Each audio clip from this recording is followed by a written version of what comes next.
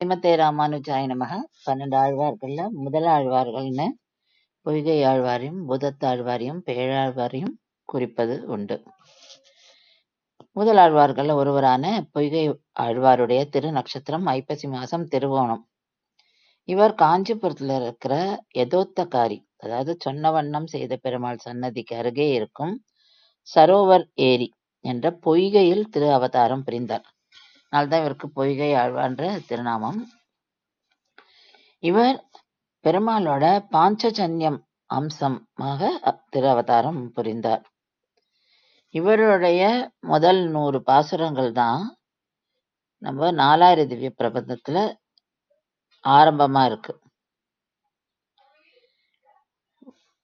இவருடைய முதல் பாசுரம் வையம் தகழியா வார்க்கடலே நெய்யாக வெய்ய கதிர் ஓன் விளக்காக செய்ய சுடராடியான் அடிக்கே சூட்டினேன் சொன்மாலை இடராடி நீங்குகவே என்று.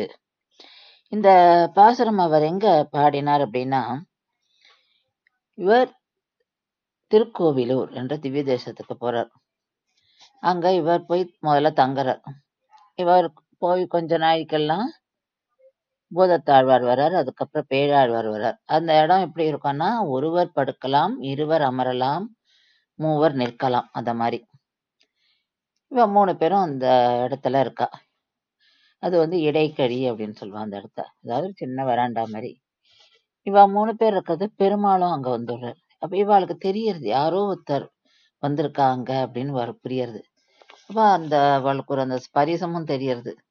அதனால இவாளுக்கு சரி இது பெருமாளா தான் இருக்கணும் அப்படின்னுட்டு இவ ஆளுக்கு 100 பாசுரங்கள் பாடுறா. அதாவது விளக்கேத்தி பாசுரம் பாடுறா.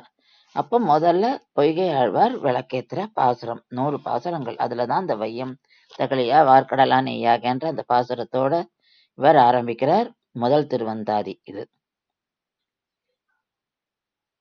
இவர் எம்பெருமானோட பரத்வத்துல ஊறியவர். முதலானவன் மூரிநீர் வண்ணன் அப்படின்னு பரம்பொருள் மகா விஷ்ணுவேன்னு தன்னுடைய பாசுரத்துல சொல்லியிருக்கார். ஸ்ரீமதே ராமானுஜாய நமஹ.